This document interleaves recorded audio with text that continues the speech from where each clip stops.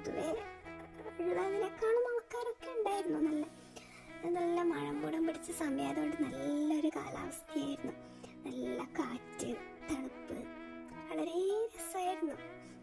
അങ്ങനെ ഞങ്ങൾ എന്ത് ചെയ്തു, അവിടെ നിന്ന് കുറേ ആൾക്കാരൊക്കെ ഇതിലെല്ലാം പോകുന്നുണ്ട്. കുറേ ആൾക്കാർ കടലിൻ്റെ സൈഡിൽ കളിച്ചുകൊണ്ടിരിക്കുന്നതിനാണ്. അങ്ങനെ ഞങ്ങൾ ഇവിടെ കുട്ടികളെ കൊണ്ട് ഫോട്ടോ എടുപ്പിക്കാൻ, വീഡിയോ എടുക്കാനെല്ലാം വേണ്ടി കളിപ്പിച്ചുകൊണ്ടേ ഇരിക്കുകയാണ്.